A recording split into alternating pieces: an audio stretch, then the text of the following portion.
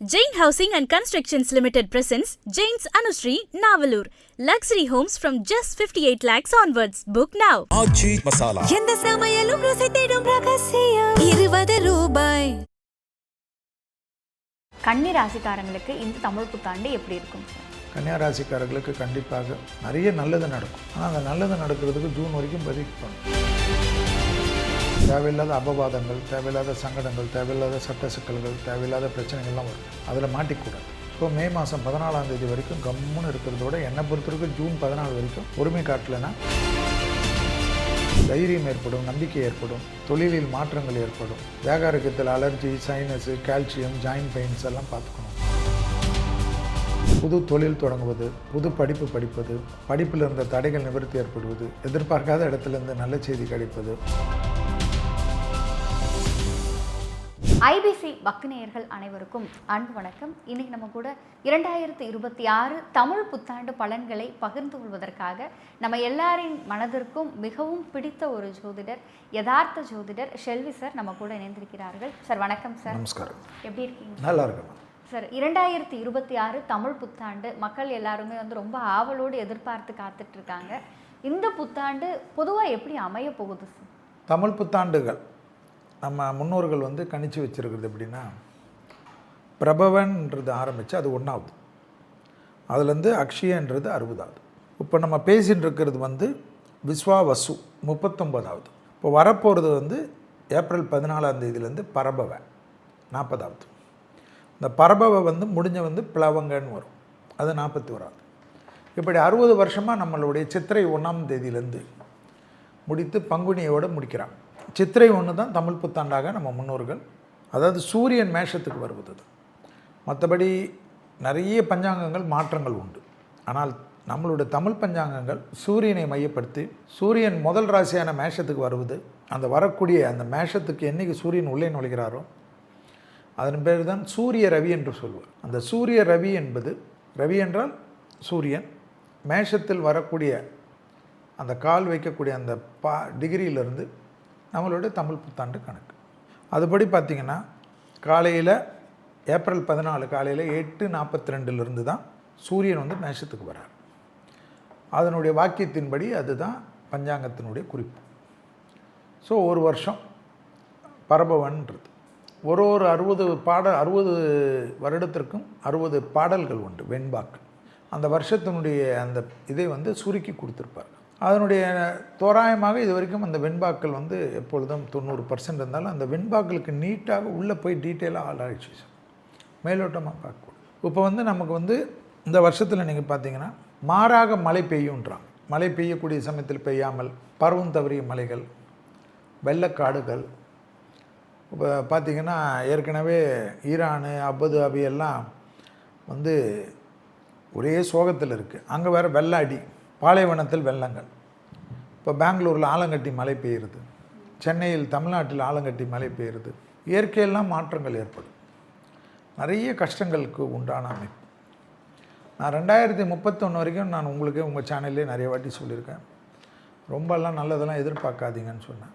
அதில் இப்போ சூரியன் இருந்தாலும் நம்ம சனி எங்கே இருக்கார், இப்போ குரு பயிற்சி அடுத்தது மிதுனத்தில் இருக்கக்கூடிய குரு கடகத்தில் உச்சம் பெற்று சனியை பார்த்ததுனால் குரு பார்வையால் வரக்கூடிய ராசிகள் இப்படி மற்றதெல்லாம் அதெல்லாம் வச்சு தான் இந்த தமிழ் புத்தாண்டு. ஏதோ தமிழ் புத்தாண்டுனா மேஷத்தில் சூரியன் வரான்னு அதை வச்சு நம்ம சொல்கிறது. ஆக்சுவலாக மந்திரி செவ்வாயாக உள்ளார், அதாவது ஒன்று ராஜா குருவாக இருக்கிறார், அர்க்காதிபதியாக சந்திரன் இருக்கிறார். இப்படி ஒவ்வொருத்தருக்கும் ஒரு பவர் கொடுத்து அதுதான் இந்த தமிழ் புத்தாண்டுடைய கிரகங்களுடைய அமைப்பு, கிரகங்களுக்கு உண்டான வலிமையெல்லாம் வச்சு நம்ம பார்க்குறோம். செவ்வாய்க்கிழமை வருகிறது, துவாதசி திதி, சதய நட்சத்திரம். ஆக்சுவலாக 14/4/2026 சித்திரை 1. நிறைய மக்களுக்கு ஏற்கனவே மக்கள் ஒன்றுமே செய்யாதவங்க பார்த்திங்கன்னா விஸ்வாவசிலெல்லாம் நிறைய நடக்காது, நல்லதெல்லாம் நடக்காதுன்னு சொல்கிறச்சு நிறைய பேர் எடுத்தோடனே இந்த புத்தாண்டு கூட இப்படி தான் பேசுவீங்களா அப்படின்னா, அப்படி இருக்கிறத நம்ம பேசணும். ஏன்னா முதல்ல இப்படி தான் நம்ம நோய்களால் ஆபத்து வரும்னு நம்ம சொல்கிறச்ச கொரோனா சொன்னியான்னு கேட்டான். அதனால தான் போர் மற்ற விஷயங்கள்லாம் டீட்டெயிலாக ஆராய்ச்சி பண்ணி பஞ்சாங்கத்தின் குறிப்புகள் எடுத்து தான் பேசுகிறோம். நான் அப்போவே விஸ்வாவசிலே சொன்னேன், தலைவர்கள் செய்யக்கூடிய தவறுகளால் மக்கள் கஷ்டப்படுவார்கள்னு சொல்லியிருக்கேன். எடுத்து பாருங்கள், எல்லாமே இருக்குது. ஐபிசி நேயர்களுக்கு இனிய தமிழ் புத்தாண்டு நல்வாழ்த்துக்கள். எல்லா வளத்தையும் எல்லா நலத்தையும் எல்லா வல்ல ஸ்ரீ ராகவேந்தர் உங்களுக்கும் உங்கள் குடும்பத்தினர்களுக்கும் ஐபிசி நிர்வாகத்திற்கும் ஐபிசியுடைய ஆங்கர் மேடம் அவர்களுக்கும் மற்றும் கேமராமேன் ஒளிப்பதிவாளர்கள் டெக்னீஷியன் அனைவர்களுக்கும் என்னுடைய மனமார்ந்த நன்றிகள். ஐபிசி நிர்வாகம் ரெகுலராக எனக்கும் அவர்களுக்கு ஒரு நல்ல தொடர்பு நாள். நிர்வாகத்தில் இருக்கக்கூடிய அத்தனை தலைவர்களுக்கும் டைரக்டர்களுக்கும் இந்த இனிய தமிழ் புத்தாண்டு நல்வாழ்த்துக்களை சொல்லி போகின்றேன். போர் அப்படிங்கிறது எப்போ முடிவுக்கு வரும்? முடியாது. போர் முடிவு வந்தாலும் போரால் இனி மக்கள் நிறைய கஷ்டப்படுவாங்க. 2031 வரைக்கும் என் கணக்கு. அதனால் மக்களுக்கு நிறைய பிரச்சனைகள் வரும். விலைவாசி தான், விலைவாசி, வேலைவாய்ப்பு, பிரச்சனைகள், தங்க விலை தான் ஏறும். நான் ஏற்கனவே சொல்லிட்டு இருக்கேன். இப்போ தங்கம் குறையும் நிறைய சொல்லிட்டு இருப்பாங்க. சரி, இப்போ கொஞ்சம் ஒரு சில குறைஞ்சிச்சா வாங்கி வைங்க. இப்போயே குறைஞ்சிருக்கு 52,000 ரூபாய் இருக்கிறச்சே நான் சொன்னேன் 24 கேரட்டு தங்க விலையை. ஆனால் இப்பொழுது நான் சொல்வது தான், மக்களுக்கு ஜாக்கிரதையாக இருங்கள். நிறைய பிரச்சனைகள் வரும். கையில் இருக்கிற பணத்தெல்லாம் அதில் போடுறேன் இதில் போடுறேன்னு போட்டு மாட்டிக்காது. கொஞ்சம் வச்சுக்கோங்க. வெளிநாடு வெளி உலகத்தில் இருக்கக்கூடிய மக்கள்லாம் கொஞ்சம் கவனமாக பார்த்துக்கு. நான் தான் சொல்கிறேன், அமெரிக்காவிலே பெரும் பிரளயங்கள் வரும், பெரும் போராட்டங்கள் வரும். ஏன்னா ட்ரம்ப்பின் ஜாதகம் தெரியும் எனக்கு. அதனால் என்னென்னலாம் தான் சார் பண்ண போகிறாரு? அதாவது அவர் என்னன்னா இல்லை, அவரால் அவர் குடும்பம், அவர் சொத்துக்கள் எல்லாமே சேதமாகும். ஏன்னா அவர் இனி அவர் அப்படியே ஓடிட முடியாது, அவர் அப்படியே இருக்க முடியாது. ஏன்னா தெரியாத தப்பு மேல் தப்பு பண்ணிட்டார். அதனால தான் அவர் பேக் வாங்கணும்னு நினச்சா கூட இஸ்ரேலில் இஸ்ரேல்காரங்களுக்கு ஏற்கனவே இருந்த பகையை வைத்து அடிக்கிறார்கள். ஸோ இந்த உலகம் இந்த போரை சுற்றி, இந்த வருடம் இந்த போரை சுற்றி தான் இருக்கும். இந்த போரால் பாதிப்பு, மக்களுக்கு பிரச்சனை, மருத்துவ உபகரணங்களில் பிரச்சனை. மருத்துவத்திலலாம் புரட்சிகள் வரும், நம்ம ஏற்கனவே சொன்னது தான். எல்லா கண்டுபிடிப்புகளும் வரும், நோய்களுக்கு வரும். ஆனால் விலைவாசியெல்லாம் தாறுமாறாக இருக்கும். வேலை வாய்ப்பு தான் பெரிய பிரச்சனை இருக்கும். ட்ரம்ப் மாதிரி நிறைய தலைவர்கள் உலகத்தில், இந்தியாவில் கூட சரி, பெரிய சிக்கல்லாம் ஏற்படும். சார், மீண்டும் ஒரு கொரோனா மாதிரியான ஒரு சூழல் வரும். கொரோனா நோயில் வந்ததுமா, இது மக்கள் மூவ்மெண்ட்டை கெடுக்கிறதுக்காக வரும். உலகத்துக்கு பெரிய ஆபத்தான காலகட்டம். அதாவது அதுதான் கிரகங்கள் நம்ம சொன்னது. நம்ம சொல்கிறச்செல்லாம் தமாஷான் தான். 30% தான் நல்லாயிருக்கும்னு நான் புத்தாண்டு பலன் உங்களுக்கு கொடுத்ததுலே இருக்குது. 2026ஆம் ஆண்டு நான்லாம் எப்படிங்க 30% தான் நல்லாயிருக்கும், 70% என்ன பட போகிறீங்களோ தெரியாது, பார்த்துக்குங்கன்னு. ஏன்னா கழுவி ஊற்றினாலும் இது தான். ஸோ இதுதான் இதனுடைய அமைப்பு. ஸோ இந்த போரால் ஏற்பட்ட பாதிப்புகள்லாம் இந்த பரப வருடத்தில், இதனுடைய பிளவுங்க வருடத்தில் இப்போ குரு உச்சமாகுது. நிறைய ஜோதிடர்கள் கணக்கு போடுவார்கள். குரு கடகத்தில் வருது, உச்சமாகிறது, எல்லாம் நல்லது நடக்கும். ஆனால் குரு வீட்டில் சனி இருப்பதனால், இடம் கொடுத்தவனே உச்சமாகிறதுனால் இன்னும் பாதிப்புகள் உலகத்தில் நிலநடுக்கங்கள், வானம் பொளந்து விழுவது, தண்ணி விழுவது, மலை மேகங்கள் வருவது, மலை சரிவுகள் வருவது, பூகம்பங்கள் வருவது, சுனாமி என்று வருவது, போர் இல்லாமல் இதெல்லாம் வேறு சேஷ்டப்படும். ஸோ இதெல்லாம் நடக்கும். விவசாயத்தில் மாற்றி மாற்றி நடக்கிறது. அது செழிக்கும் இது செழிக்கும் எல்லாம் கரெக்டு தான். எல்லாம் செழித்தாலும் வச்சு தாங்க முடியாது. ஆனால் நிறைய விஷயங்கள் நடக்கும். விவசாயத்திலலாம் பெரிய புரட்சிகள், அதெல்லாம் நல்லது நடக்கும். அதெல்லாம் நடக்கிறச்ச பார்த்துக்கலாம். இந்த 2026 தமிழ் புத்தாண்டு காலம் அப்படிங்கிறது உலக பொருளாதாரத்திலையும் தனிநபர் பொருளாதாரத்தையும் மோசமாக இருக்கும். ரொம்ப மோசமாக இருக்கும். நிறைய பிரச்சனை இருக்கும், நிறைய விஷயங்கள் இருக்கும். சாப்பாடு பிரச்சனைலாம் வரும். நிறைய பேருக்கு நீங்கள்லாம் நம்ம சாப்பிட்றது 3 வேளை சாப்பிட்டது 4 வேளை சாப்பிட்டது, இந்த ஹோட்டலுக்கெல்லாம் தான் நிறைய பிரச்சனை வரும். அதாவது பெரிய லக்ஸரியாக இருந்தவர் சில நாடுகள் மட்டும் இருக்கும். அந்த வளர்ந்த நாடுகள், இப்போ துபாய் இருந்தது, துபாயே நிறைய இப்போது அப்படி ஒரு சொர்க்க பூமியாக இருக்கும். எனக்கெல்லாம் பிடித்த ஊர் இது. ஆனால் மனிதனுடைய சுயநலத்தாலே அழிஞ்சுது. இப்போ யாரால் அழிஞ்சுது? ஈரானை அடித்த உடனே ஓகே நீ அமெரிக்காவுக்கு பேஸ் கொடுக்குறியா, ஒன்று அடிக்கிறேன்னு சொல்லிட்டு அடித்தார்கள். எல்லாம் சரி பண்ணலாம். துபாய் இருக்கிறதுல அடி வாங்கினதில் நிறைய சீக்கிரம் ரெடி ஆகணும், துபாய் தான் ரெடி ஆகும். ஆனால் அந்த ரெடி ஆகிற அந்த பீரியட் வரைக்கும் கஷ்டங்கள் அனுபவிக்கணும்.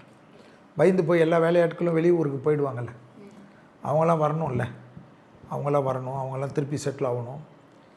ஐயோ பயத்தில் எதுக்குப்பா இது மாதிரி பயந்து ஓடணும், கஞ்சி ரசம் குடித்தாலும் அவன் அந்த ஊரில் நல்லா இருக்கலாம்னு யோசிக்கலாம்ல. இதெல்லாம் பார்க்கணும். இப்போ ஊரடங்கு மாதிரியான காலகட்டம் அப்படிங்கிறது வர வாய்ப்பு. அதான் நம்மளோட பிரதமரே சொல்லியிருக்கார் இல்லைங்களா, பிரதமரே சொல்லணும், அதை யோசிக்கணும். ஒரு பிரதம மந்திரி திட்டமிட்டாமல் செய்வார்கள். இந்த உலகத்தில் ஊரடங்குன்றது தான்.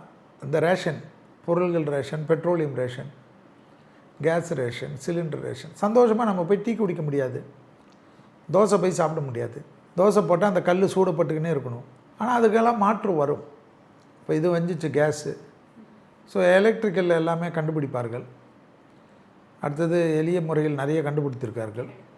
கோயம்புத்தூர்லலாம் நிறைய பேர் இதுக்குன்னு இறங்கி வேலை செய்கிறார்கள். ஸோ இனிமேல் இந்த சூரிய மின்சாரம், இந்த இயற்கை மின்சாரம், இதுக்கெல்லாம் நிறைய டிமாண்ட் ஆரம்பிச்சிடும்.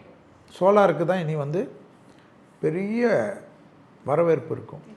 சரி, இப்போ இந்த 2026 தமிழ் புத்தாண்டு அப்படிங்கும்பொழுது அதே மாதம் தான் தமிழக அரசியல் களம் அப்படிங்கிறதுமே சூடு பிடிக்குது.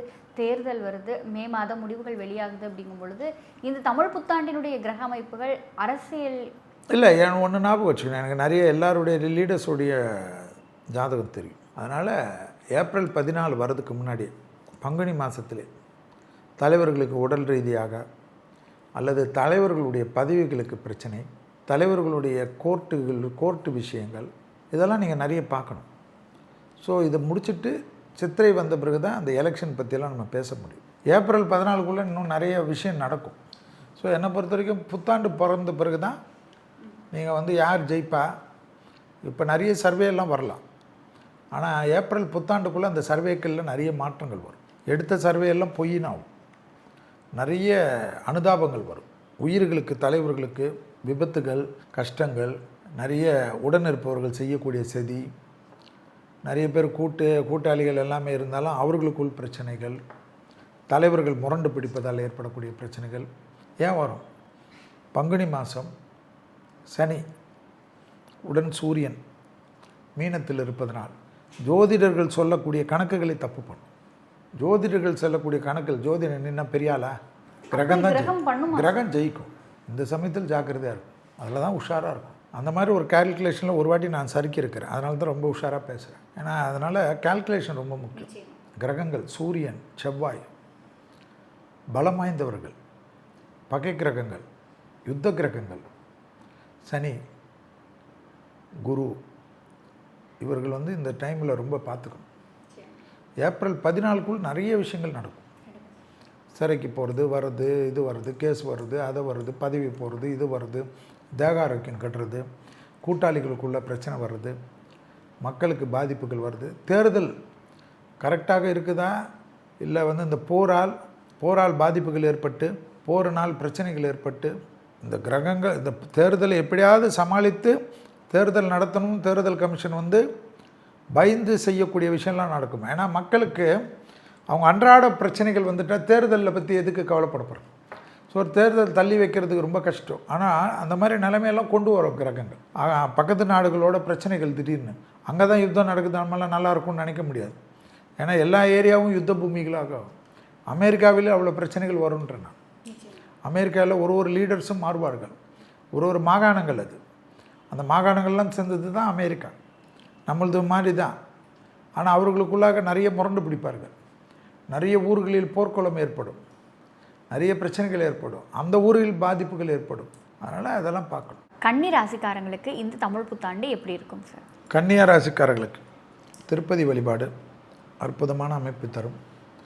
மாதத்தில் ஒரு புதன்கிழமை பெருமாள் கோயில், பெரிய அளவுக்கு அனுகூலம் கிடைக்கும்.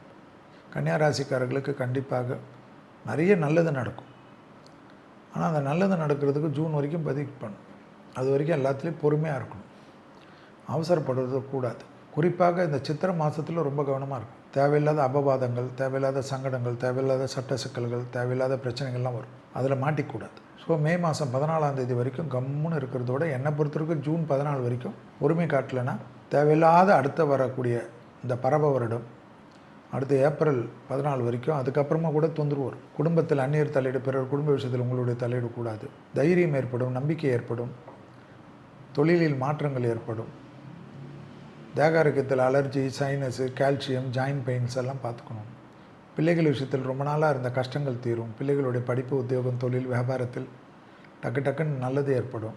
புது தொழில் தொடங்குவது, புது படிப்பு படிப்பது, படிப்பில் இருந்த தடைகள் நிவர்த்தி ஏற்படுவது, எதிர்பார்க்காத இடத்துலேருந்து நல்ல செய்தி கிடைப்பது, வேற்றுமொழி மனிதர்களால் ஆதாயம் பெறுவது, யோக பலத்தை அதிகமாக பெறக்கூடிய ராசிக்காரர்கள் கன்னியா ராசிக்காரர்கள். கன்னியா ராசிக்காரர்களுக்கு கணவனாக இருந்தால் மனைவியிடமும், மனைவியாக இருந்தால் கணவனிடமும் சரணாகதி அடையும். அடுத்தது அது தேவையில்லாத நம்ம அழட்டிக்காமல் இருக்கிறது கன்னிக்கு நல்லது. டிசம்பருக்கு பிறகு பிள்ளைகள் விஷயத்தில் சிறிது கவனமாக பார்த்துக்கொள்வது, மிக முக்கியமான அமைப்பாக பார்த்து கொள்ளக்கூடிய விஷயம். பிள்ளைகளுடைய விஷயத்தில் கோபதாபங்கள் டிசம்பரிலிருந்து கூடாது. அது கொஞ்சம் கவனமாக இருந்தால் போதும்.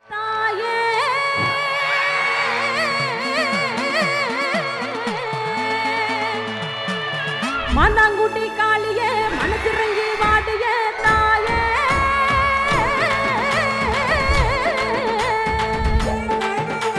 நெருப்பின் மேலாடிடும் அக்கினி காளியே நீயே. Jain Housing and Constructions Limited presents Jain's Anushree, Navalur.